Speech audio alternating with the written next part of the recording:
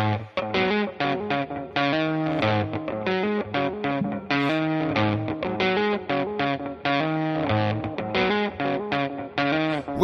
to the Dirty Sports Podcast. I said welcome to the Dirty Sports Podcast with Andy, Ruther, and Praino. Welcome to the Dirty Sports Podcast. Welcome to the Dirty Sports Podcast. I'm your host, Andy Ruther, coming to you live from Cincinnati, Ohio, with my co-host from Port Hueneme, California, Joey No Chill Praino. Hello, Andy. Good morning. Morning. Hey now. What's new? Not too much. What's new over there in Cincinnati? We were talking pre-show. Sounds like you've got a spring thunderstorm upon you. We've actually just got crazy wind right now. Otherwise, it's been a beautiful week, but crazy windy today for some reason. Like off the ocean? Looks like I guess it's off the ocean. It's kind of coming. So weirdly, where I am, the closest beach to me faces south, if you can believe it. So coming off the ocean in that it's blowing west. So technically also coming off the ocean, but around the corner here. For surf. What's that? Or good? Is that bad or good for surf? Well, heavy winds are bad no matter what.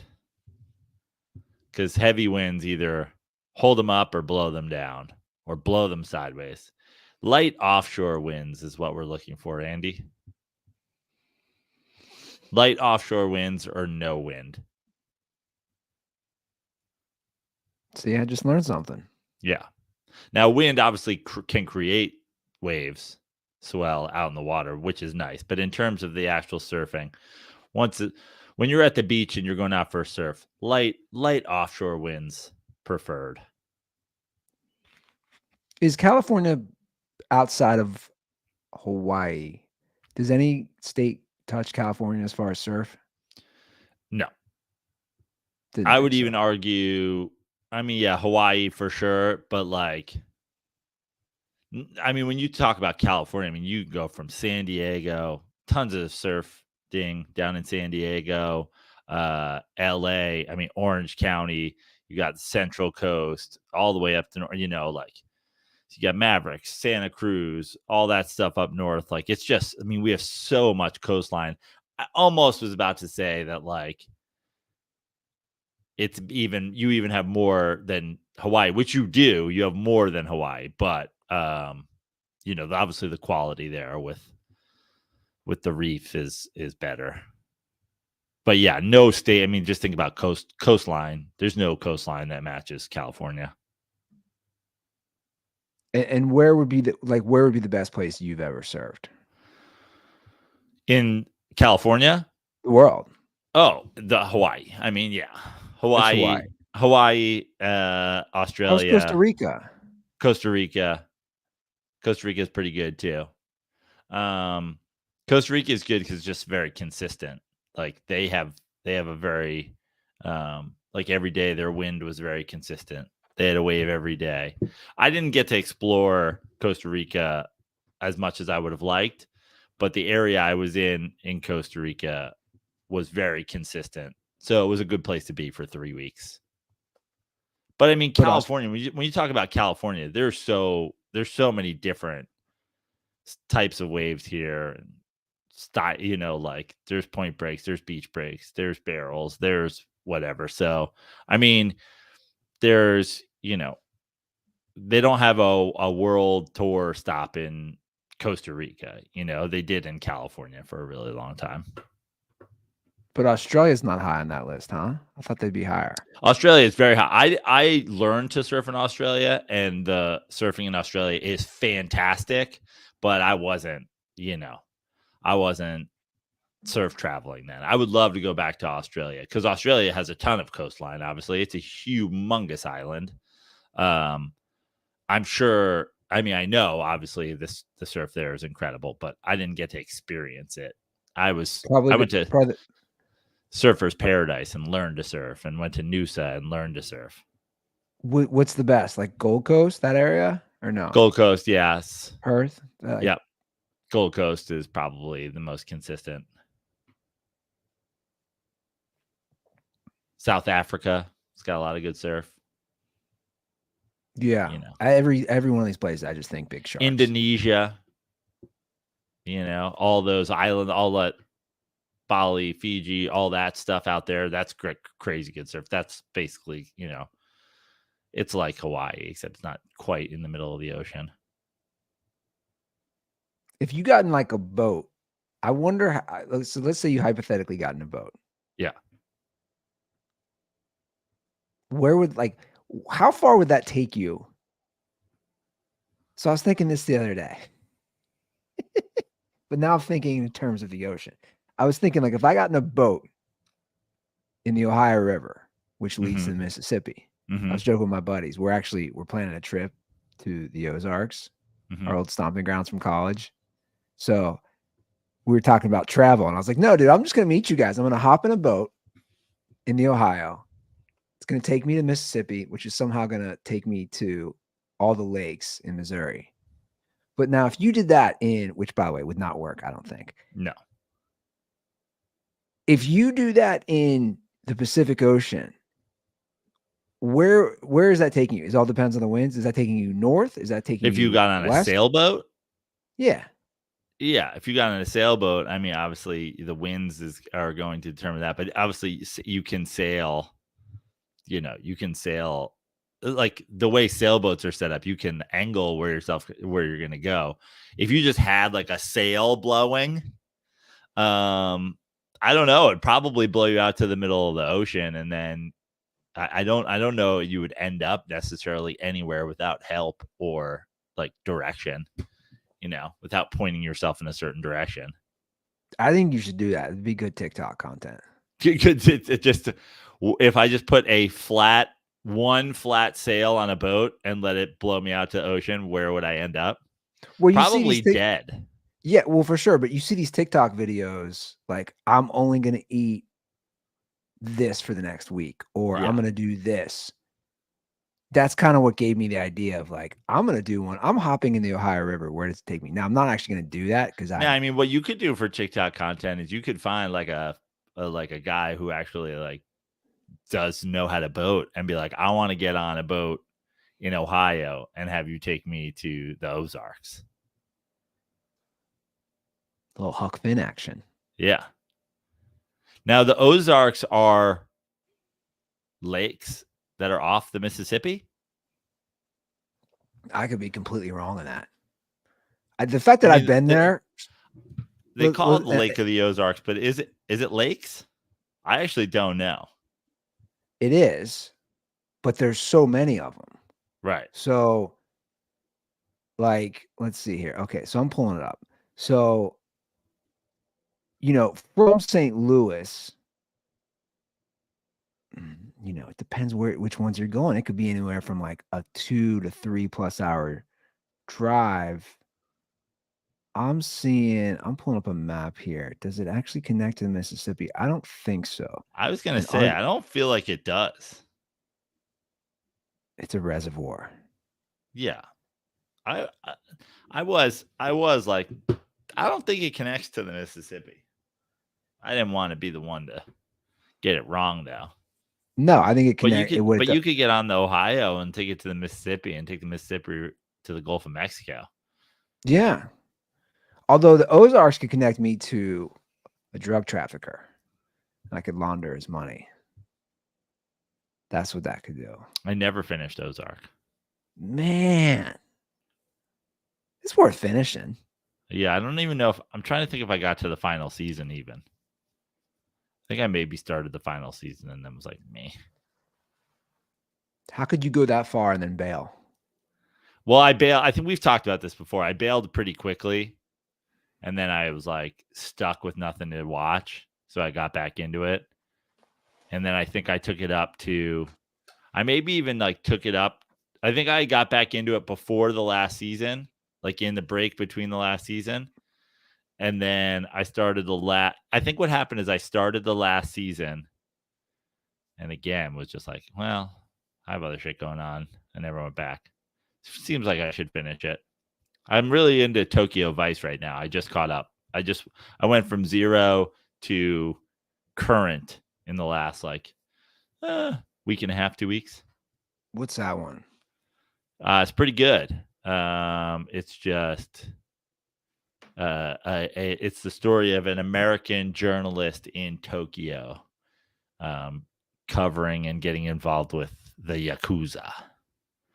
I did not know, and it's bad promotional work by HBO Max, but I did not know it was Michael Mann that directed the original, created it, whatever. Michael Mann, famous for Heat, Sure. amongst other things. So once somebody told me that, I was like, really? I did not know that. I gave it a shot, and here I am. I caused a lot of controversy on Twitter last night with my anti-Dune comments. What is Dune about? I haven't watched. This is the fucking, I mean, I don't even know where to start. It's sci-fi, so it's like, what is Star Wars about? You know what I mean? Like, I could give you a quick Star Wars. I mean, could you give somebody a quick Star Wars without using Star Wars specific? Yeah, I'd references? Be like, so, it's about a long time ago in a land far, far away. Yeah, but it's space. You have the battle of good and evil is a good theme, and look at it like there's basically a coup or a rebellion, and they're trying to take over the giant empire, which we've all had throughout history, right? And there's a lot of magical wizards. I mean, I don't know what else you want to call them. Like and there's these cool little creatures that are everywhere.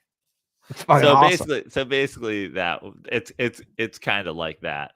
But essentially, so I watched the original Dune, the original old school Dune. You know this about my brother John. My brother John's like a weird sci-fi fucking nerd, dork loser. So he was like, he got me into all that shit. Dune, Star Wars, Star Trek, The Next Generation. Like that shit was constantly on our house. So I've seen the original Dune. But I mean, probably the briefest version of the story I can give is there is like this drug called spice, and spice allows space travel. Like, and so then the country, the planet that Dune takes place on is where all this spice is being harvested. And now there's a war for spice and blah, blah, blah. And there's fucking all this shit. Anyway, the original Dune, old school sci-fi, good movie, fine movie. Like I truly seen it like 15 times. Now everybody was talking about, somebody put a tweet that said, Dune 1 and 2 were better than anything Star Wars has put out in 60 years. And I said, like, I don't know that I'll ever be able to weigh in on that because Dune 1, part 1 was so fucking boring and terrible that I'll never watch Dune part 2. So, wow. Yeah.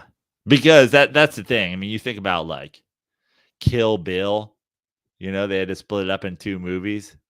And I remember at the time when that story came out, Quentin Tarantino, he's making this movie, and now it's so long, it's got to be split in 2 movies. And then you went and watched the first one, you're like, God damn, that's a lot of fucking samurai killings. And you're like, there's no lack of action. And suddenly you're like, yeah, I get it. I could watch 2 of these. And then you go and watch Dune Part 1, and it's 2 hours of setup where literally nothing happens. And everybody's like, Dune Part 2. I'm like, yeah, but I'm good. If the filmmaker can't figure out how to make the part 1 like interesting on any level, like I'm good. I'm good on the second one. It would be like if Godfather, if it's instead of Godfather 1, 2, and 3, there's 1, 2, 3, and 4, and 1 was just like Italian people having babies and like traveling to America. I just finished the Deflategate episode on the Patriots dynasty on Apple. Now, let me ask you this. This is clearly not, I've heard from you, but I've also read, it's clearly not a pro Patriots or pro Belichick. Belichick seems to be like, he's not involved, or he's hesitantly involved, or he is, but it's funny. He's on camera and he's not saying much. It's not The Last Dance. No. So when you the obviously the famous kind of turn here was Deflategate happened, and then the propaganda campaign that like Deflategate, you know, Matty Goldberg and every Patriots fan, Deflategate was a full lie. Absolutely nothing illegal occurred. This is the NFL out to get the Patriots. What is your Deflategate stance after watching the documentary? It was funny because they have both sides on that. So they have the Bill Burrs speaking, it's a witch hunt, the date they do the whole thing on like what the Barstool thing. They have Dave Portnoy goes on it, but they also have all the journalists who are like, dude, you just try to destroy your phone and all the evidence. Tom Brady. Yeah. And Brady's on it a lot, but Brady won't on this, the producer straight up. I like, because this is one of those where you hear what the producer's asking them. Yeah. And he doesn't want to go back there. This is my take as a guy who obviously has admired the Patriots dynasty, admired Bill Belichick, admired Tom Brady. I forgot this stuff, man, because it's so long ago. I mean, not 10 years ago, so long ago. You know what I mean, right? So much happens in sports. I finished it Tuesday night, and before bed, I was like, God, they are such cheaters. Like that was my reaction, and I don't know how it can't be now. It brings up the whole thing. Everybody cheat, like they show what the Patriots. Yeah, everybodycheats.com, which if you go, it will eventually lead you back to patriots.com if you follow DNS trails. So like my thing is, you watch that, and again, I forgot like the text messages with I don't know if it's the ball boys or whoever. Right. The equipment guys. Yeah. And I didn't realize them calling him the deflator. Yeah. He stopped. Well, first of all, there's a few things. I forgot that or maybe I didn't even realize it, that he stopped before going out to the field and brought the balls into the bathroom. So the former, the guy, the independent counsel who the NFL appointed was a big time attorney. I think his last name was Burns, but he was like a big name who helped to defend big tobacco during all that. So it was like, you have a guy who has a name, and in his report, I think it was a 238-page report, 90 seconds, the kid went in the bathroom at Gillette Stadium with the ball, with the bag of footballs. Yeah. And if I recall, because I've not gotten a refresher on this. This is between when the league like tests your footballs and when you actually go out to the field. Correct. And so there's a process in place where the league tests your footballs to make sure everything's good for the game, and then the equipment guy takes it out to the field, and in that window, he takes a shit with a bag of footballs for 90 seconds. Correct. And it's like they say in the documentary and in the report, they're like, a lot can happen if you have, I don't know how many footballs, but in 90 seconds, you can affect a lot, especially if you know what you're doing. I mean, listen, I don't even know what I'm doing in terms of an equipment, but we've all seen what the pin that goes into a football looks like, right? You put it in for 3 seconds, you take it out. You put it in for 3 seconds, you take it out. You put it in for 3 seconds, you take it out of the next one, and you've dropped the PSI on. I mean, that you do that 10 times in 30 seconds, you've dropped the PSI on 10 footballs. Yeah. So you watch it, and my takeaway again is there's just so much evidence. Now they don't actually catch anybody in the act, which we all knew, but there's so much evidence. Now, of course, this is, the Patriots fans, this is a different era. Like now the league cheats to make sure that the Chiefs have a dynasty. And then the league was trying to do anything they could to stop the Patriots from having a dynasty. Well, they bring up the whole, because Kraft doesn't hold back. He's in throughout this, and it's funny how he's reacting still, and like how Roger Goodell. It's all ridiculous. But at the end of the day, I had to go back to the box score. I don't think it really would have mattered. That actual game, they killed the Colts. Andrew Luck threw 4 interceptions. Right. And those were their balls, right? Those are the Colts balls. Tom Brady didn't throw a single touchdown pass. So LeGarrette Blount had 3 touchdowns, rushed over 100 yards. Right. Obviously, a big part of Deflategate isn't that they were just deflating balls for that game. Sure. That game's, I believe in, it's in New England, right? Correct. So it's like, the rumor was they played the Ravens the week before in the playoffs, and the Ravens tipped the Colts. Right. So but also just, obviously if you're affecting your winning throughout the year, you're getting home games because you're winning more games, you're getting, all these things. What's fascinating is, I don't ever recall this, Belichick refuses to answer any questions, and he defers everything to the quarterback, to Tom. You got to talk to Tom. And they said that was the beginning of the fracture of Belichick saw how Spygate played out, and he's like, I'm not dealing with this shit again. And he put it all on Brady. And essentially, you see how he was about Spygate, and then you see he was about this. Essentially, it feels like him saying, I am not a part of the process that even, like, oh, if there's cheating here, there's cheating, but I'm not actually a part of it. Yeah. It's a good episode, and obviously it ends with the Patriots beating the Seahawks, and they do a whole thing on Malcolm Butler and the interception on Russ, and how he was watching Russ's eyes, and they show some, like, Russ pretty much stared down. I think was that Baldwin, Doug Baldwin, but like, or was it Lockett? I maybe it was Lockett. I don't remember who was on the team, but regardless, it's wild that, like, talk about what could have been.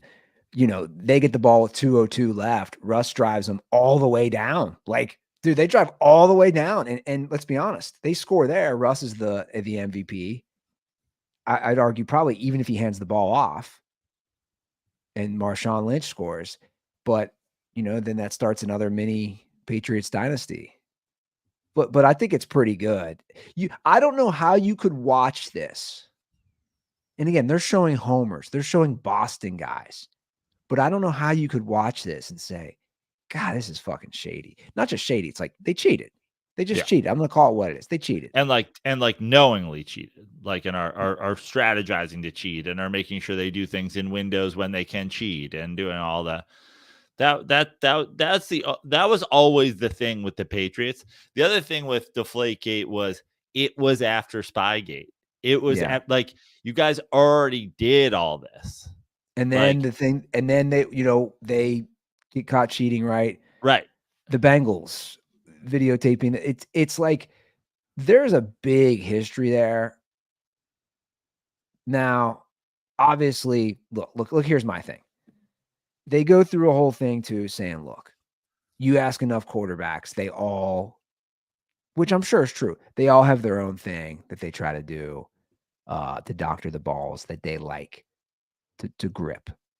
So I'm sure that's real. And I'm sure a lot of teams do things. I'm not denying that. But they have been caught now 3 times. Right. They will push every rule or regulation to the complete limit. I don't know. I like it though, because it does delve into all these things And again, even if you are a Patriots fan, like how could you watch this episode and be like, oh yeah, the league's out to get us, or Roger Goodell's out to get us, like they make it sound. We should have Matty Goldberg on and ask. He's a big I bet college basketball guy. I bet he would agree that they cheated. Don't you think? I don't How could you know. not? But I mean, I guess that's the thing is like there was a time when all this information isn't put into one documentary and put into one place. Where I mean, this is the epitome of sports kind of conversation and the sports web and sports Twitter and whatever they now is like everybody cherry picks the topic they want to have. Look at Andrew Luck scored threw 4 picks in that game and none of this matters and blah blah. And it's like, dude, it really there's so much more to it than just like what happened in this game. So, there's the league's out to get us, blah, blah, blah. Every team cheats. Every team does this. And it's like, that's fine. But like when you're presented with all the information in one place about one thing, you just got to be like, yeah, we cheated and we got caught and we got punished. And the problem was always also with the punishment. Tom Brady's going to be suspended 4 games. And it's like, yeah, dude, OJ went to jail for the exact number of days that he owed the Goldmans hundreds of thousands in fines or whatever. You know what I mean? Like he was punished because he had already murdered somebody. He wasn't punished. That's what they say. They're basically saying, look, Goodell, all the owners thought Goodell was way too light the first time. So he had to overcorrect. It's a makeup call. And that's what they say. And I agree. Brady, so Brady, they show old press conferences and Brady's clearly lying, saying I never did anything, or, maybe he didn't, but he definitely knew. But the notion that Brady and the spin that because he was such a public figure, and obviously he is and was married to a supermodel and the whole 9 yards. But the notion that he would destroy his phone every time he got a new one is the funniest cop out. You would destroy? Yeah. And that's what he's sticking with. Yeah, I would, I didn't want anybody to ever get access to any emails. And look, they spin it. And I do see Tom, this. You're a pretty smart guy. You went to the University of Michigan. We have here your SAT scores and your Wonderlic test. Are you on the record of saying you don't know what safes are? You don't know what a safe is? So where you just lock things up, and you could have your old Nokia phone that you used when you were cheating at the University of Michigan, and texting their ball boys things. You could just have that in a safe forever. No, I destroy them. Okay. Well, how they spin it now is they say, and this is true, but still, they say, we didn't want the NFL to get a hold of Tom's phone because we all know how good the NFL, we've seen that with John Gruden, holding on to information to leak at certain times. So that was their kind of spin that, Tom could have some emails that could be controversial or whatever it was, and the NFL would have access to that. So I don't know. I think it's a really good documentary, but again, as a guy who has always been a huge fan of the Patriots dynasty, I'm going to walk away from this being like, dude, they were great. But they also cheated a bunch. Which has kind of always been my stance. Yeah. And Belichick, they could all play that card or I didn't know, but it's like, to bring it back to the mob, right? It's like, well, the mob boss isn't the one doing the killing. Right? I mean, maybe he has in the past, but once he's the Don, right? Bill Belichick's the Don. Yeah. Brady's the Don. It's like, right. They got the henchmen. Yeah. That's why it's a RICO case. You're a criminal organization.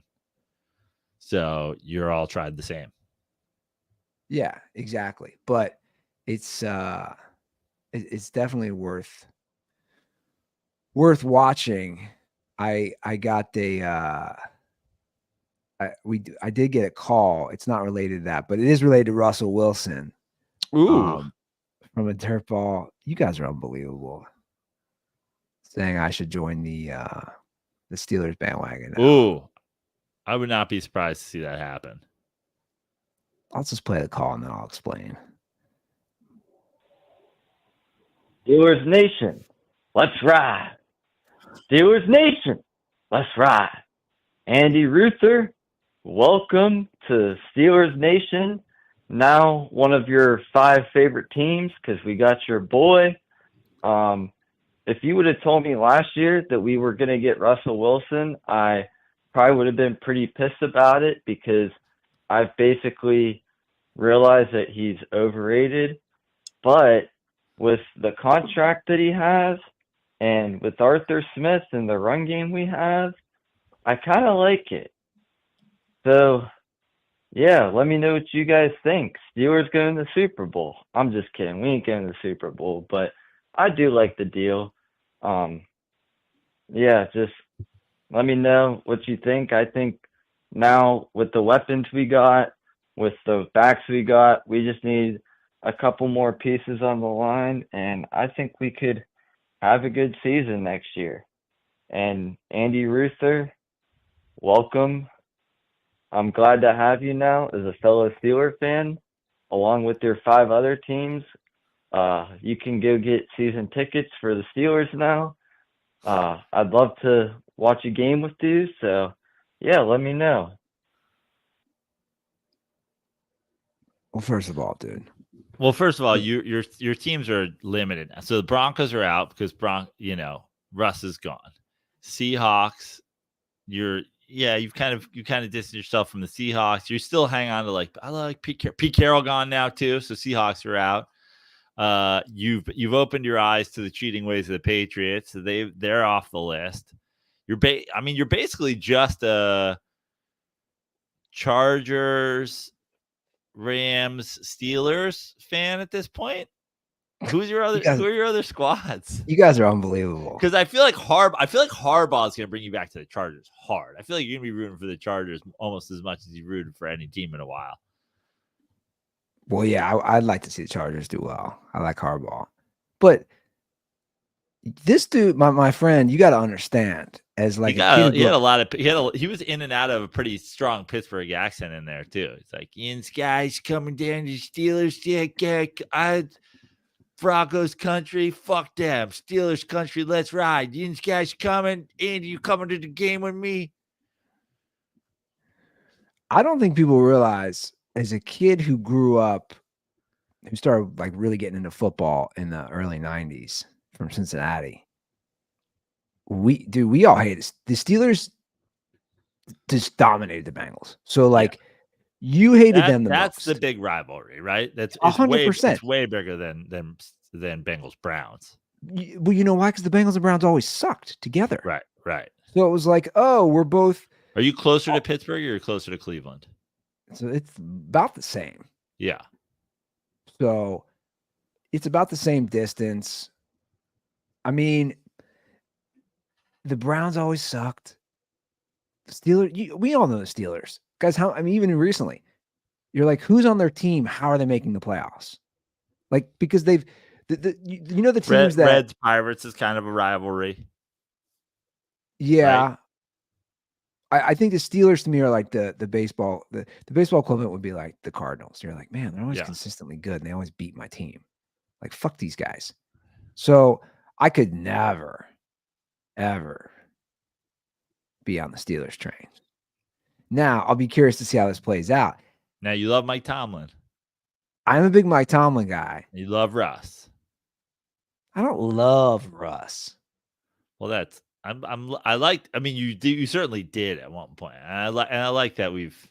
No. Hold on a second. I would defend him, and I still defend certain areas of those years. But if you look at, take the Steelers from last year. They're 10-7. They go 5-1 in that division. That's a tough division.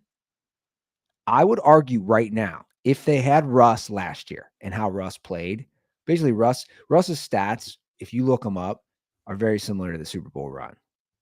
He didn't do anything crazy. It was total micromanaging, game managing. Don't turn the ball over.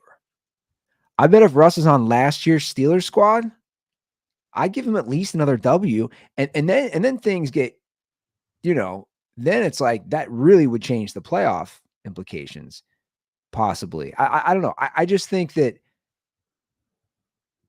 this is going to be an interesting division, in my opinion. It's an interesting division because it's one of those divisions where all those teams are going to play each other tough no matter what. No matter what the schedule is, no matter who's down, who's up. You look at the AFC West, for example. Dude, the Raiders fucking walloped the Chiefs on Christmas Day last year. Like, the Chiefs go on to win the fucking Super Bowl. Raiders had an interim coach. Like, that's the kind of division the AFC North is, for sure. Like, the idea that, they went 5-1 in division last year. Like, you go 4-2 in the division.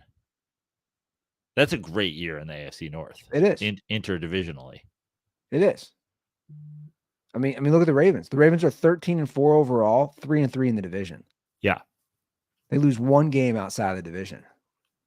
I agree. I think 4-2 or better is normally going to win you that division.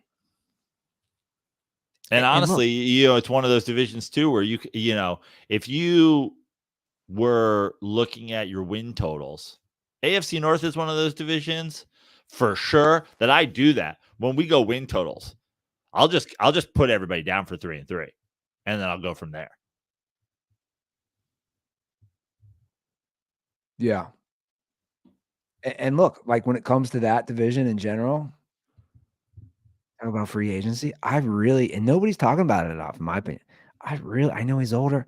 I really like the Derrick Henry signing by the Ravens. That guy is the definition of AFC North football. Defense, run the ball. He has had a pretty healthy career, knock on wood. But I think that helps them so much to have a guy who can just take a beating. They're very different players, and it's very different systems, and it's very different situations.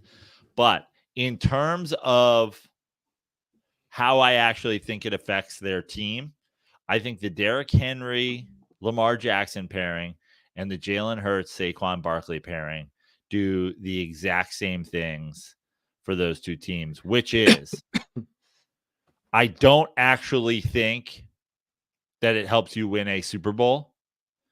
The only way I think it helps you win a Super Bowl is I think it helps you. I think both of those pairings, those two pairings are going to shit on terrible teams. You're not going to get beat by some team that fucking snuck up on you, because you're just going to be able to run it down bad teams' throats when you're running RPOs with Lamar Jackson and Derrick Henry or Jalen Hurts and Saquon Barkley. But I don't think it raises your actual Super Bowl winning potential. I don't look at that and go, damn, that put them over the top. As opposed to, and obviously it didn't put them over the top, but it did put them essentially right there, which is adding a McCaffrey to a team that is poised to win. I think a Saquon Barkley, because he's so dynamic to the Eagles, does that a little bit more. But again, I mean, I'm pretty much on the record. I think Jalen Hurts is one of the more overrated quarterbacks in the league, and even more so than Lamar Jackson. So I just don't think that those moves put either of those teams closer to competing with the elite teams in football. But at the same time, I think a Derrick Henry to the Ravens makes them even tougher of a regular season team, and makes they'll I'm more confident in them winning the AFC North, and I'm more confident in them being a 1 or a 2 seed, but I also don't Like obviously they lost to the Chiefs. Like I don't think it helps them beat the Chiefs. Yeah, I agree. I agree with all that, actually. Yeah, it's a great move for the regular season. Especially, again, when you're playing teams that you can just pound, trust your defense. I get it. It makes sense. Well, our boy Jameis is also headed to the AFC North. He's going to be Sean Watson's backup. Love the Jameis stands out there. There's a lot. There is a lot of Jameis Winston stands. There's a lot. It's amazing, right? There's a lot. And it makes just no sense. Well, you know what they hold on to? The Jameis Winston stands, the thing I always kept seeing was... They're holding on to college football stuff? No. That he went 5-2 as the Saints starter one year and had like 14 touchdowns to 3 interceptions. He doesn't turn the ball over. But he had... Let me ask you, like, here's my my better question. Let's leave the lunatic out of it. Where do Jameis Winston stands come from? They're not Bucs fans, right? They're not Saints fans. Like, who are you? It's because they think these are people who love college football or love Jameis at Florida State. I think it's he's right? so funny. He's so funny. Oh, he's so crazy. Goddamn! I mean, Jesus Christ! Will Ferrell's funny. I don't want him quarterbacking my football team. Well, that's what it is. Oh, his interviews. He's so ridiculous. He's hilarious. But yeah. I mean, look, like I don't get it on a team that, like, they could have brought back your boy, Jacoby Brissett, which to me makes way more sense. Right. Way more sense. No, you go with Jameis. The notion that he's not turnover prone still is hilarious to me. We have like a full decade of evidence to prove otherwise, almost. And that's what's fascinating about the move specifically is we're not talking about a guy in Jameis Winston who turns the ball over, but you also know has a big arm and has a pretty dynamic throwing talent. And you're like, hey, we have, I don't know what team, the Vikings, or we have the Falcons, whatever. And you're like, we're going with Kirk Cousins because we're trying to have this like wide open offense and we don't care what our defense does and whatever. And we're also going to go ahead and spend. Kirk Cousins is coming off a major injury. We're going to spend a couple $1 million to bring Jameis in. And like, we're sticking with the fucking, this is our game plan. This was, my criticism years ago when the Texans were backing up Deshaun Watson with what the fuck was his name? Like, some of the worst quarterbacks in Brian Hoyer. Yeah, not even that. Like prior to that, then they had God knows. I can't even think of how bad Davis Mills. Guys who started. No, we're going back to like remember they made a playoffs and like no one fucking like their backup plays and they're awful. But like you have Deshaun Watson and like Kaepernick's out there and you're like, oh, he's not as good as fucking Nathan Peterman or whatever. You know what I mean? Yeah, I forget the names though. Yeah. But you have a situation where all you want is to not turn the ball over. All you want is to play defense. All you want is like, you'd be better off signing like the Mason Rudolph. You'd be better off signing the fucking Brian Hoyer. You'd be better off signing like a guy who's just Tyrod Taylor, a guy who's just going to keep it between the lines and not have a fucking huge game. It's like to go to Jameis Winston.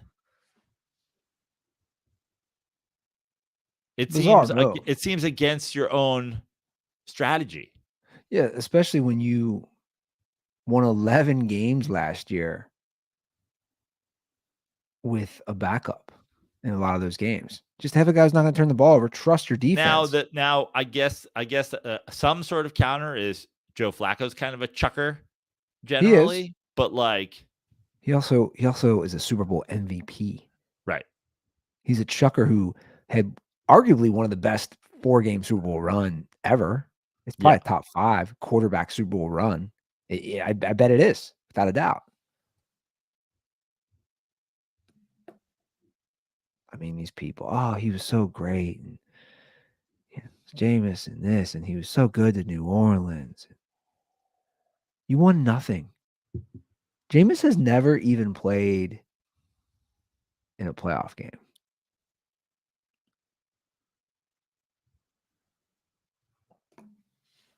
I don't know. It's weird. Well, I mean, here's my thing as a true Jameis hater. He's still a fucking backup quarterback in the NFL. Like the idea that he's still just a backup.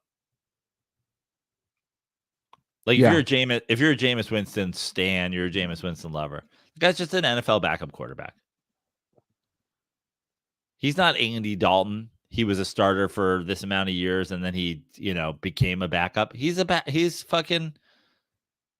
bust, and now he's a backup. Yeah.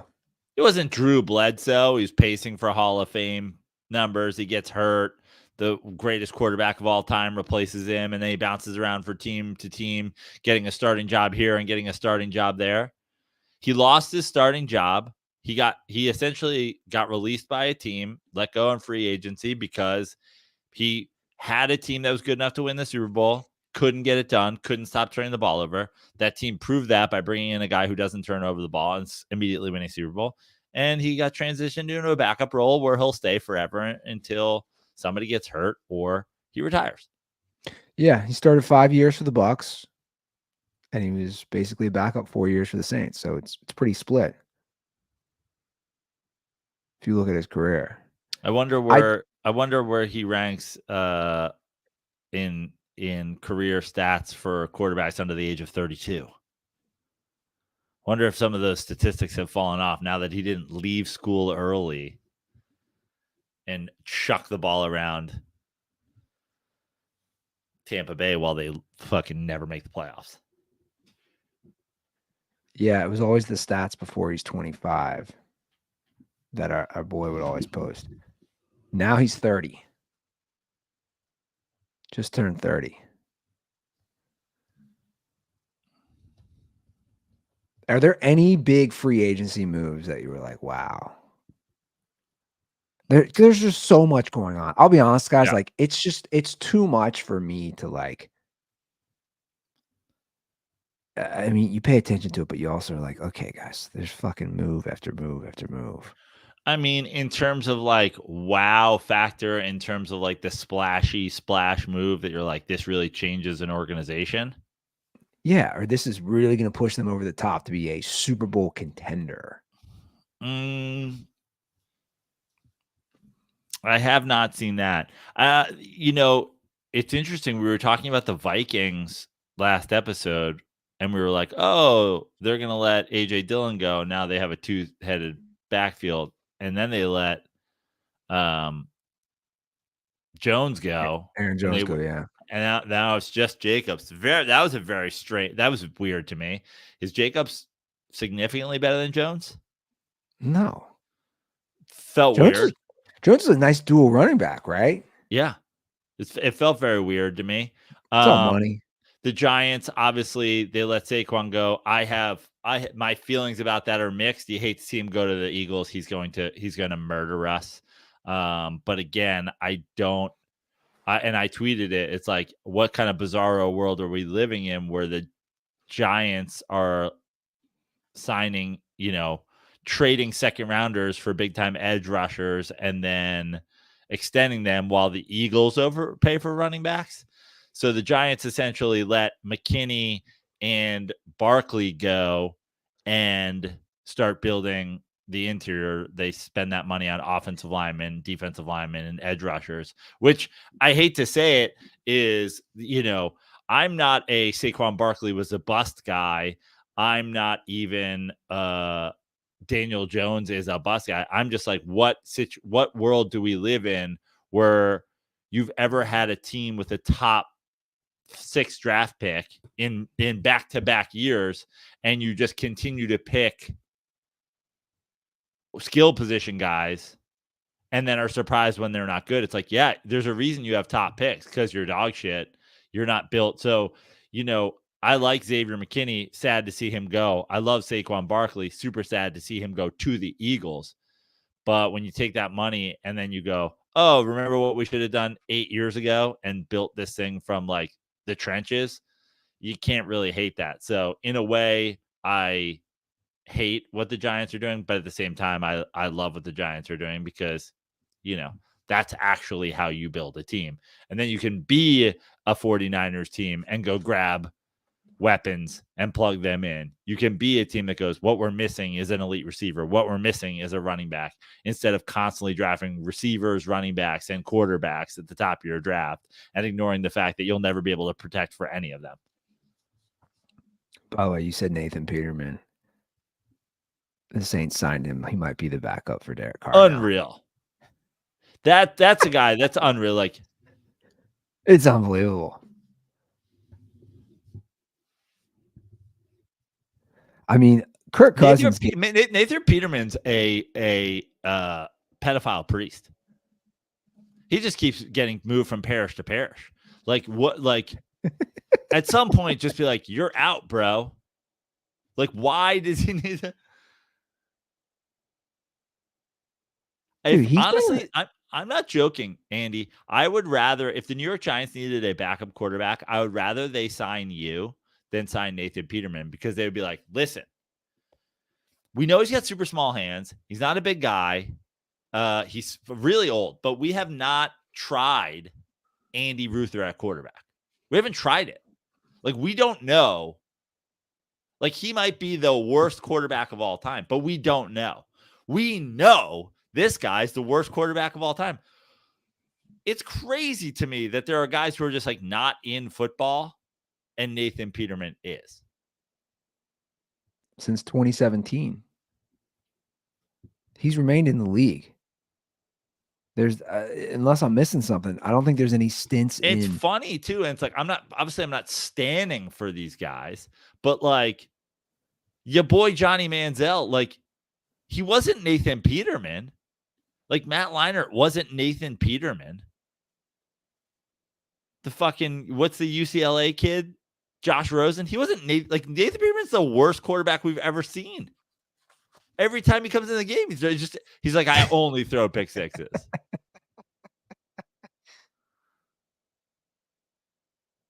It's unbelievable.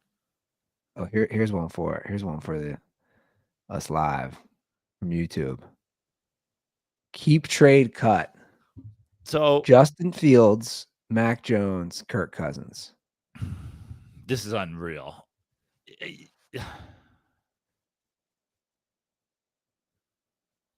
This question is like, it's tough in a vacuum. What's the money? Right. What's the money in this? Because let me just say something about Justin Fields. I don't understand. Like, Justin Fields is another one of those guys, like for some reason, Justin Fields is still being talked about like, oh, we just need to see him. I get it. He's been in Chicago, but like, he's won 6 games as a starter. He's won 6 games as a starter. It's that few. I'm pretty sure. Pretty sure he's won 6 games as a starter. And I get that he has like running ability. We've seen some crazy runs. Okay. But Derrick Henry has had some crazy runs in his career. If my team he's won 10 games. Okay, he's won 10 in his career. He's 10-28.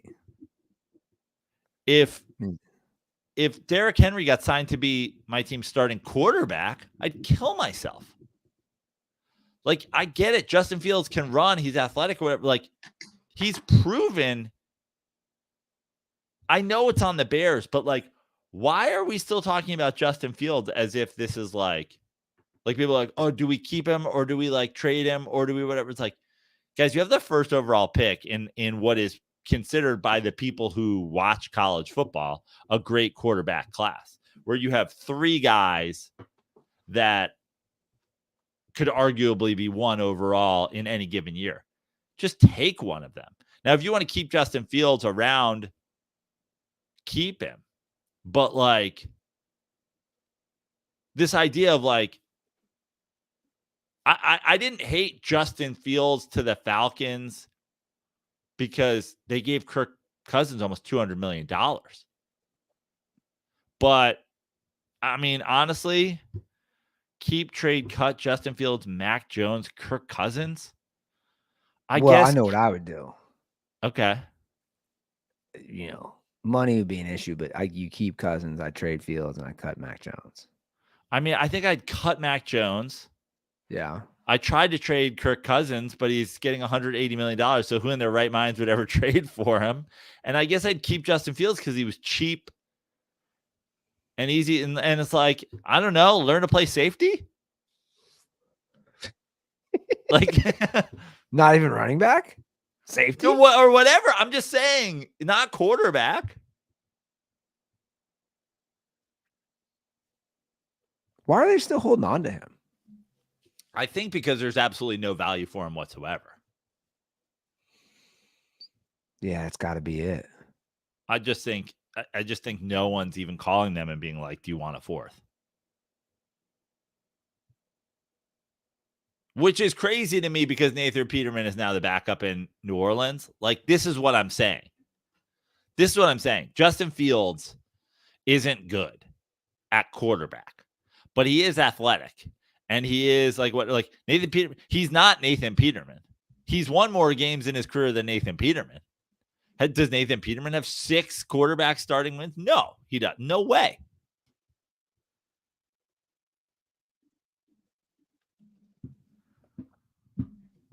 I think a backup quarterback. But let me ask you something about the Mac Jones in that question. Doesn't Mac Jones almost seem like a better fit to be the backup in Cleveland? Doesn't that just like reek of like backup in Cleveland? Yeah, he's turnover prone though too.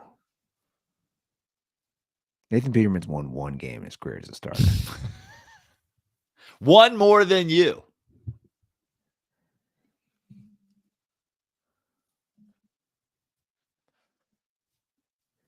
You know, the backup, and I know it's not easy. The backup quarterback position is fascinating to me. Like, if you can just ride that out. You know, like, can you imagine if like 8 years from now we're still talking about Tommy DeVito, who won, by the way, multiple games as a Giants quarterback this year? I have always been like the whole time, like I was like, this is annoying. This fucking Tommy DeVito thing's annoying. Like as an Italian man, I'm a little bit embarrassed. Like, can you imagine if it's like 8 years? They're like, oh, he signed with the fucking Saints. Oh, they got fucking muffalettas down there. Oh, and you're like, we're still doing this? Peterman has made $7.4 million in his career. That's unreal. That's unreal. He's played 7 years, so he's made about $1 million a year. Man, it's amazing. I can't believe it. We talked last episode about how there was a time where you could just be 100,000 just by being born 7 foot tall. You could learn the job that you were getting paid 6 figures to. You could get a 6-figure job that they could train you to do. They're like, welcome to NBA training. We're going to train you to be in the NBA, and you're going to make $400,000 while you do it. And you're like, oh, this is cool. And they try to teach you. Nathan Peterman has become a multi-millionaire, not by training, but by failing. What other job could you just make so much money by failing at?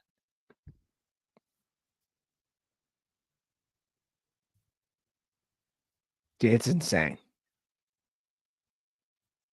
It's wild. I mean, there he goes. You know what I mean? Like, What? Let me just read. Let me just read. In the natural, Roy Hobbs, like, I want them to be like, there he goes, Roy Hobbs, the best to ever do it. Nathan Peterman's going to walk out with 2 duffel bags full of $100 bills. And there goes Nathan Peterman, worst to ever play the game. Let me just go over some Nathan Peterman stats. I have to. I know we're really just dunking on this guy, but holy shit. So, again, he's been in the league since 2017. He's 1-4 as a starter, so he's won 1 game. Here's some Nathan Peterman numbers. He's thrown 4 touchdowns to 13 interceptions. He'll start there. Nathan Peterman is like a mob front. Like somehow something's going on. Somehow they're laundering money through his like contracts. I'm telling you. Here's what's gonna happen. We're gonna get you paid $7 million, and you're gonna give us 3.5. But no one's ever cutting you from this league. You understand? We get 50%. He's like, how does this work? And then just like one day, the Saints GM wakes up and there's a gigantic Italian man with a gun in his mouth. And he's like, you're paying Peterman to be a fucking backup. He's like, what? Why would I do that? Because if you don't, you're going to be fucking sleeping with the fish. Yeah, I mean, I don't really get it. It's like a no-show job. So he's thrown 4 touchdowns with 13 interceptions. He is a 5th dude, and this is in the modern era of completion percentage through the roof. He has a 53% completion percentage in his career, and this is my favorite. His career long pass is 28 yards.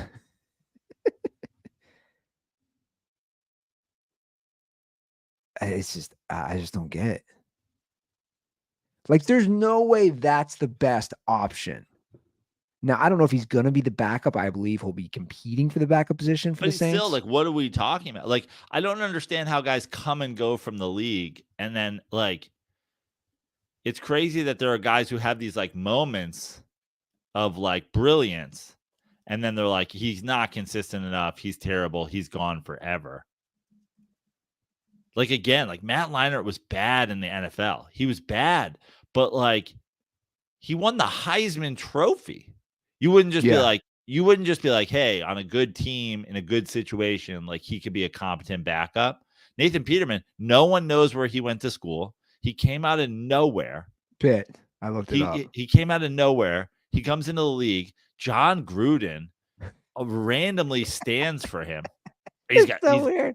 Randomly stands for him, starts him. There was like 5 pick sixes on like 9 straight passes or something. No, it was Buffalo. It was the Buffalo game. Yeah.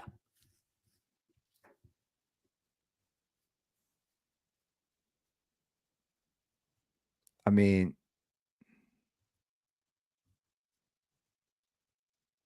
I'm sure there's a highlight reel out there of him, just those picks. I believe. Wasn't that his first game that he threw 4 picks ever? Like his first game. Yeah.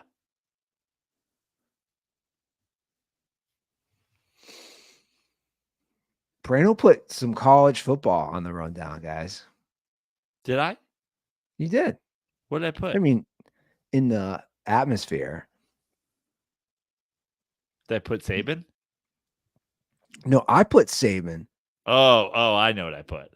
You put that Lou Holtz has I saw this come across the thing, and I thought it was like one of those. I thought it was one of those old school Andy Ruther like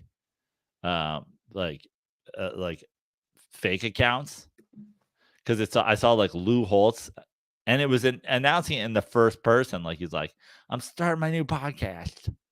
I have the video. Lou Holtz has a podcast. He can't even speak. First of all, I was just like. You know, we there's the joke on the internet. It's like not every white man needs a podcast. It's like, dude, you're 80. No, he's not. He's 87. This is what I'm talking like. He would have started it when he was 80, but it took him 7 years for them to explain to him what a podcast was. I just look forward to the first Lou Holtz podcast where it's him fucking with the Apple TV remote. How does this thing work? Siri, start my podcast. Siri, Start my podcast. Goddamn podcast. You're so fucking stupid. And then that's just it for an hour. And then at the end, he's like, welcome to Lou Holtz podcast. I'm Lou Holtz. And then he accidentally hits the button. Turns out he had been hitting record the whole time, and then he turned it off. This is my you forget Lou Holtz used to be on Game Day. Now I'm gonna. I do not forget. Lou Holtz had a bucket guy on Game Day it was like a Bugs Bunny thing. He's under the fucking Game Day desk catching spittle. Dude, I imagine if Lou Holtz did this now. In 2008, Holtz came under scrutiny during Game Day when he referred to when he referenced Adolf Hitler in an on-air comment while giving his analysis of Michigan head coach Rich Rodriguez. He stated sarcastically, Hitler was a great leader too. I actually have the video. This is Lou Holtz podcast. Again, try to decipher what he's saying here. I don't know. What is he saying here? He walks away after winning his 100th game as the head coach here at Notre Dame. The reason I was born with a silver spoon in my mouth, I was born in this country. It isn't what you have, it's what you're taught about the values of life. We trying to save souls. So there's a rule in life that said you're either growing or you're dying. And like an old friend once said, we as Americans need to start winning again. Everyone should ask this question. Am I willing to endure the pain and the suffering and the sacrifice it takes to be a champion? All right. I have so many things to take away from this. Is why I put it on I remember now why I put it on the rundown. So a couple things from this. First of all, I love that he said I was born with a silver spoon in my mouth. Take it out, dude. You don't have to walk around with that in your mouth the whole time. Guys, I was born with a silver spoon in my mouth, and I still got a silver spoon in my mouth. That's why I talk like this, because I got a silver spoon in my mouth. Also, just do a weekly podcast or do a monthly podcast. The only phrase I don't want to hear Lou Holtz say is twice monthly. It's a twice monthly podcast. Twice monthly. And then the third reason I remember why I put it on the thing now is it's a get America back to, he's doing a Make America Great Again podcast. He's like returning to great American culture. It's all like people saluting the flag and shit. What is life at this point? I know it's just one thing in the world that's missing. It's your 87-year-old Republican grandfather telling you what's wrong with the world. There's a lot of people out there whose fathers and grandfathers are dead, and they can no longer go to a Thanksgiving dinner and hear from their grandfather how blacks are ruining America. Well, don't worry. I'm here to be your dead grandfather's podcast. Do you have a racist uncle that died of heart failure? Good news. Twice monthly, I'm your uncle. Well, I can't get over you're right. What podcast is twice monthly? Do it once a month. The only phrase I don't want to hear Lou Holtz, twice monthly. Oh, just man, just let the guy live and just die. Yeah. Is this a Lou Holtz idea? No, is this a Lou Holtz idea, or is this somebody like propping up Lou Holtz? It's somebody propping him up on clearly it's like a pro-patriot, like conservative, but it's like, this is my advice to anybody who hasn't, where's your kids, man? Why aren't they hopping in and be like, Dad, just retire? Or is this his kids you should have a podcast, Dad. You had such a great career. I feel like what the world needs is your point of view. Or are they like, Grandpa, you don't need to do this. You did well. And he's like, show me how to start a podcast. Everybody got a podcast. I run a podcast. And they're like, no. And then he came home from the store with an old-timey silver microphone hanging. And he was just in his backyard shed that he turned into a studio. And it looked like something out of fucking "Oh brother, where art thou?" He's like, "Yeah, I'm doing a podcast. It's gonna be great." And they're like, "Oh, fine, fuck. If you're gonna do it, we'll produce it for you, Grandpa." I mean, you know what's crazy? Lou Holtz with that voice. He was on ESPN for 10 years. And before that, CBS. So I know the college football crowd, I just from seeing it, I know you guys have very strong opinions on game day. There's strong opinions on Pat McAfee and whatever, but like, guys, not that long Lou ago. Holtz. Yeah. So I'm saying, like, not that long ago, you had Lou Holtz opinions. What's amazing, you know the phrase "he's got a face for radio." It's like the opposite of Lou Holtz has a voice for paintings. Yeah, it's like Gene Hunt here in the comments. It's gonna be the first podcast with subtitles. Shout out to my subtitles guy here. Just sit here typing away. Also, thanks for Bugs Bunny for being here. Sylvester the cat.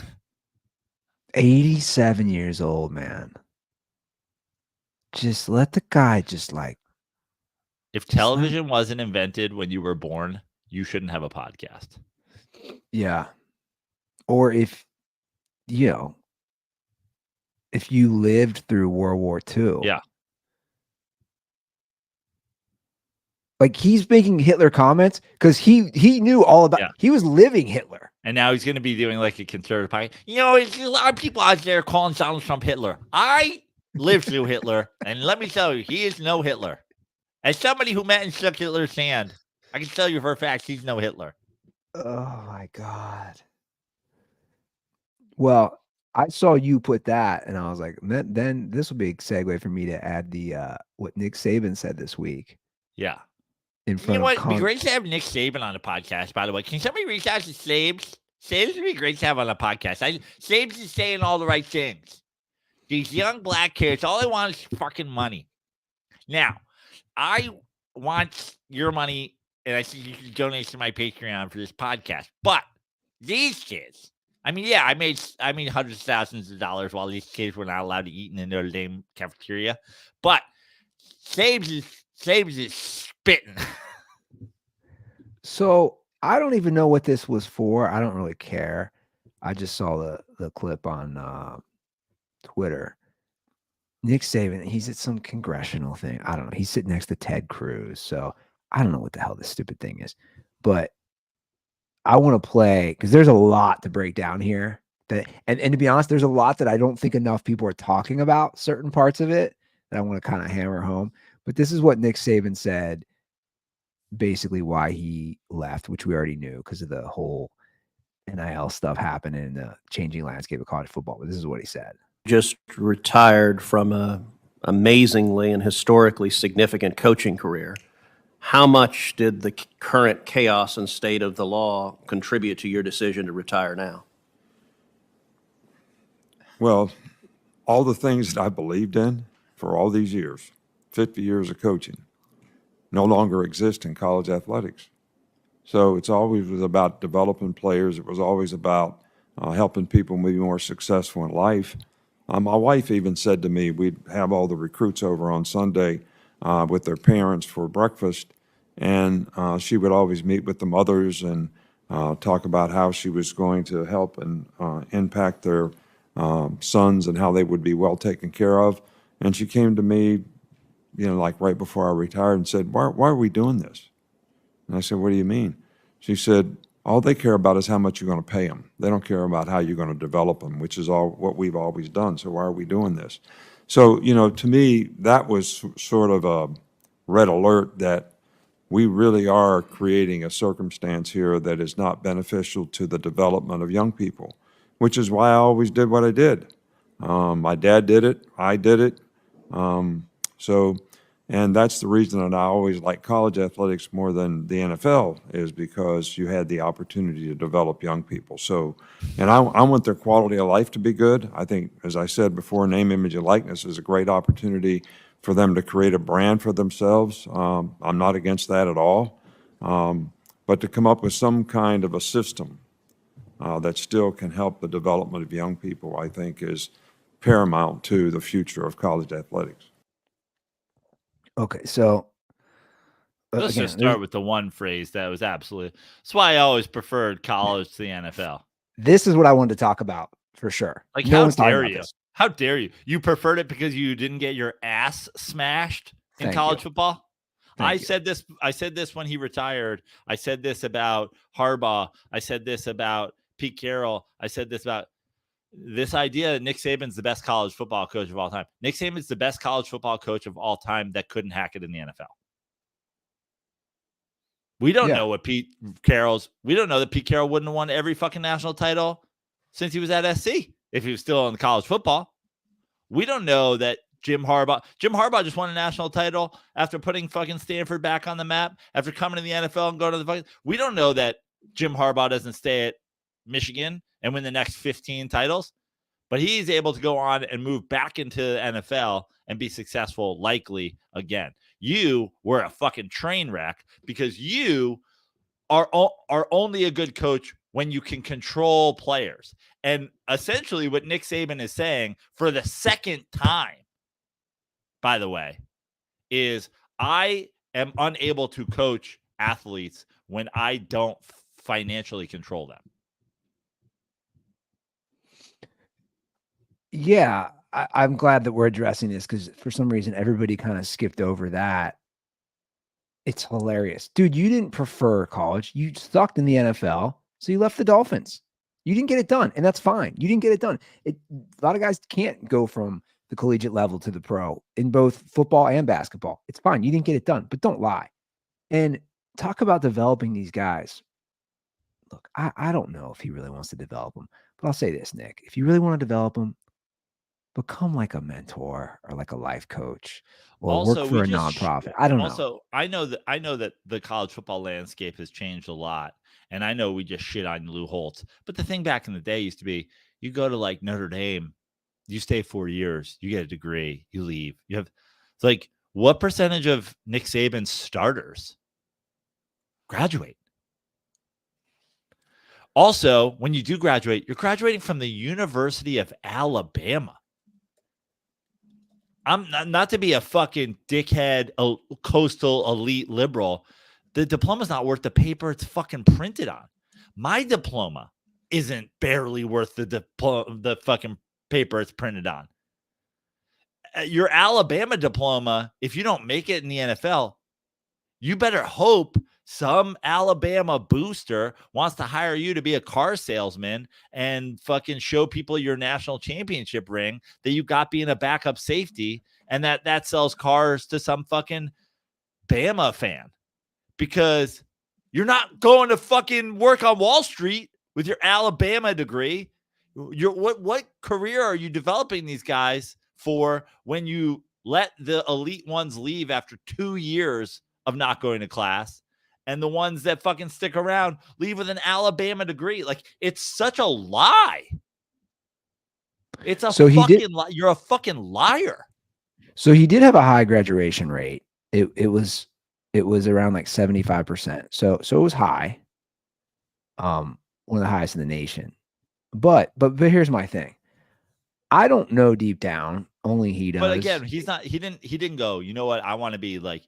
He's not doing what Krzyzewski did at fucking Duke. You know what I mean? You're at Alabama. Well, what I was going to say was, you can say it's not about the money. And I don't know. Maybe I'm wrong here. Did you ever turn down a raise? Like I don't care that Nick Saban made over $100. He made over $150 million coaching. I don't care that you. By the way, I don't even care that Nick Saban leaves college football because the college football landscape isn't one that he thinks he wants to participate in. Yeah, I don't. Yeah, but just don't go on television in front of fucking Congress or wherever the fuck you are, and act like student athletes that you never make go to class getting paid is like, this is what I signed up for. Also, Andy, remember, this is coming from a guy. I don't think the athletes should be getting paid. I don't believe it. I believe we should make college sports again. And now I'm like, good. Nick Saban wants out. All these coaches are pissed off at these. Good. Let the whole fucking thing burn. Because it was all a sham. It was all your money. It was all coaches' money and TV money and athletic department money and fucking school money. The only people that weren't getting paid was the athletes. And it was all a sham. And the fucking BCS was a sham. And March Madness is a sham. It's all a fucking sham. And now that the players are like participating in the sham, you can't handle it anymore. And everybody knew. So everybody knew the system and that it was completely rigged and that this was coming, right? We all knew this was coming at some point. So don't sit there and say all the kids care about is money. Well, of course, it's no different than any job, right? You're going to decide where you go. Money is going to be a huge part of it. The only reason kids were going to Alabama was they thought they were going to the NFL. To make money. It doesn't mean you didn't have some sort of connection. If you don't think Nick Saban going to fucking people's houses, or if you don't think campus visits started with walks down the Alabama Football Hall of Fame and seeing pictures of Jalen Hurts in a fucking Eagles jersey in the Super Bowl, and this guy on that team, and this guy on that team. Like, if you don't think that's where it started, you're fucking dumb. You come here, you get paid. That's their fucking pitch. Now it's you come here, you can literally get paid here. I can't handle this. It's just everything I love about college football is gone. Being what? Like, I hate to be fucking do it again, but being a slave owner, essentially. You're making millions off of the backs of free labor. Well, look, I look, they're getting an I don't think he's a slave owner, but I think that he's not tutoring them. He's not taking them to class. He's just making football. But he's also, no one's forcing them to go there. So it's like, right. It's not. I believe that they shouldn't get paid, because I believe we should actually make we should make them student athletes, and that should be what you're selling them on. But if that was what you were selling them on, Princeton would fucking dominate college football, not Alabama. I just think he needs to realize when he makes these comments that he's made so much money again willingly, which I don't care, but don't talk to me about money, because the truth is, man, if another NFL team offered you a shit ton of money or a different school, you probably go there. So we're all of us. It's human nature, especially in this country. We're all motivated by money. And exactly what you're saying, the end game to go to Bama is to get drafted to make money. It's all stepping stones. And there's no way shit wasn't happening anyway. We all know that. Come on. Yeah. Whether it's actual money or a car somebody gets, or, oh, you can use my cabin down here, whenever you want. It's like, dude, there's all things that happen. And you saw this coming. And for the record, it didn't really affect Bama. NIL's been around for a few years now. They still continue to be good. They still continue to have top 5 recruiting classes. But it's definitely a shit show. And the NCAA, it's funny, all this happens, and then I see an article today. An estimated $2.72 billion will be wagered on men's and women's basketball tournaments. By the way, and this is on the books, $2.72 billion. Last year, the tournament generated, when you get off the books, $15.5 billion. So it's all about money for everybody. Right. the end of the day. Just it's the naiveness. What is it? What would be the word? Naivete of like his wife being like, "Oh, we used to do these dinners, honey, and the kids would come and I talk to their mothers, and it's about developing them as young men." It was amazing. When these kids didn't have money to eat, they would come to our house and eat for free, and they loved it. And now, when Jimmy John's can sponsor them, they have not so respectfully said, "Fuck your dinner, Miss Saban. I'm going to fucking Jimmy John." And I think that's disgusting. Honestly. I liked it when the kids had to come here because if they didn't, they would starve. That was fun for us. We would get them all around and we'd make them listen to Lou Holtz's podcast, and they would just nod and say, "Yes, ma'am," and "No, sir," and "Thank you for the dinner." Oh, it was so beautiful. And now I heard basically any player who has more than $11 refuses to show up to our house, and it hurts my soul. This is unbelievable. I mean, it's just like, but here's the thing. Don't get me wrong. The system is fucked right now. Like it's next level with the transfer portal and all. And, there needs to be some sort of control, some sort of. I'm fucking Elmo in the fire. But that's what it is. Let it burn, dude. I mean, it is. That shit to the ground. I mean, it is. I'm unironically the dog. This is fine. I'm like, this is fine.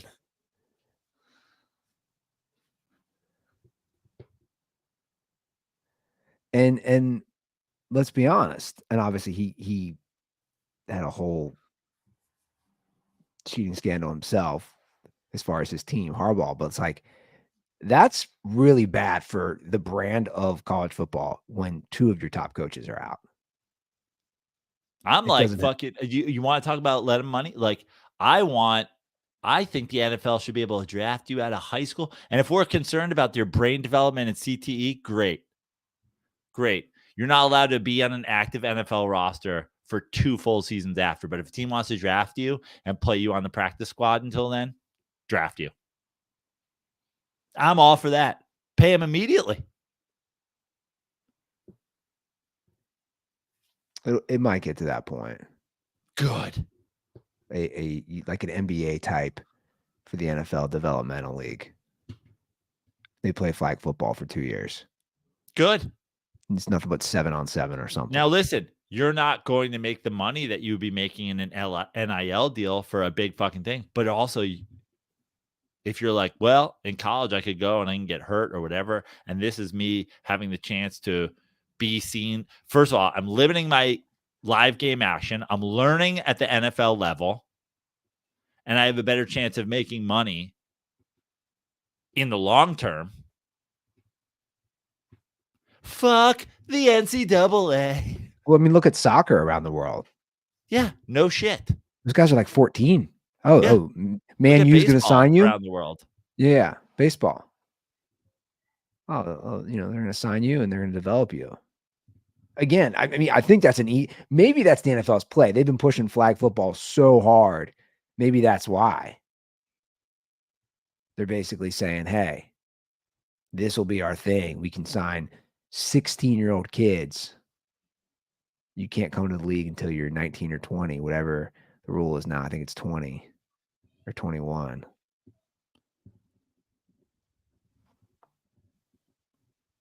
But hey, guys, Nick Saban hates the system. That's why he left. But see me on game day. Yeah. Every Saturday. Is he doing on that? Yeah. Really? Yeah, that's the funny part about all this. That's unreal.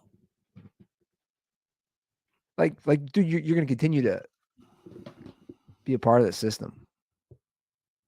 And I'm sure, I can't confirm this, but I'm sure he's not working for free for ESPN. I mean, doesn't that just, like, I know everybody made the very simple claim, but like when he does this song and dance about college football not being the reason he signed up, but he still participates in promoting college football. Doesn't that just reek of him admitting, Like, it was easy for me to dominate when our school could essentially offer kids money. And now that everybody can, I won't be as dominant, and I don't want to coach if I can't be dominant. Yeah, I don't want to play the game. Yeah. And here's my thing. If you had so many issues with the sport, you would just walk into the sunset, man. You wouldn't go back to working on college football. Right? Like, there's things in life. Because you're rich as fuck, dude. Yeah. You're like, you don't need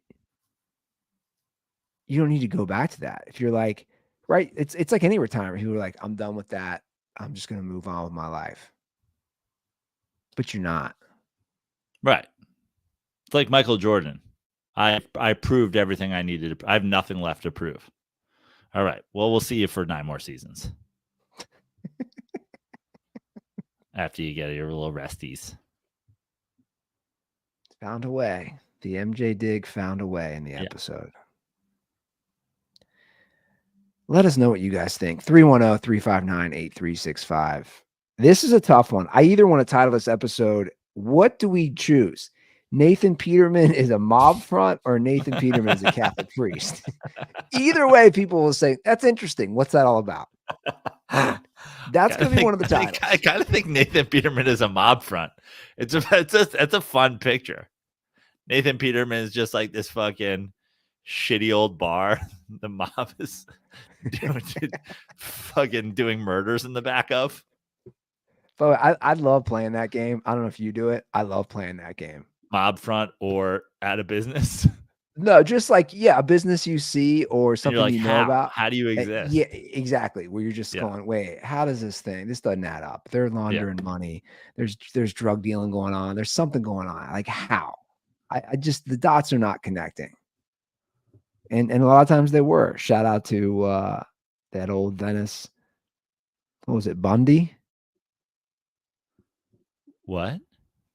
Where Larry's then was it Bundy? No, next to Larry's. Oh yeah. The Australian place. Oh right. You know, they were a front. Yeah, they were a front for selling drugs. It was like Red Taco for a minute. It was like basically in between Townhouse and Larry's. Yeah. And you were like, who goes in there? I'd always say that when I first moved there. I said, who goes in this restaurant? They advertised as they were Australian, but you would get a pulled pork for a while. Yeah. And they went through a couple different versions. Yeah, but the Australian place got popped. They were selling drugs. A front. Yeah. They were a front.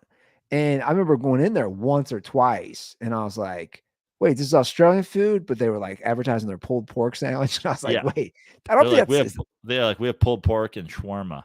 And you're like, what are you? Yeah, like, I don't think this is an Australian thing.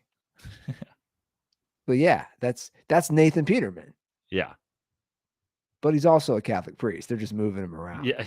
Yeah. You diddle a kid here, you throw an interception here. We're going to move you to this team. We're going to move you to this diocese. Oh, they don't know on the East Coast that you diddle kids on the West Coast. Yeah. Like, the Raiders are not familiar that you threw picks on the Bills. So think about that, by the way. That was like our goal, our heyday, you know, growing up in the 80s and the 90s.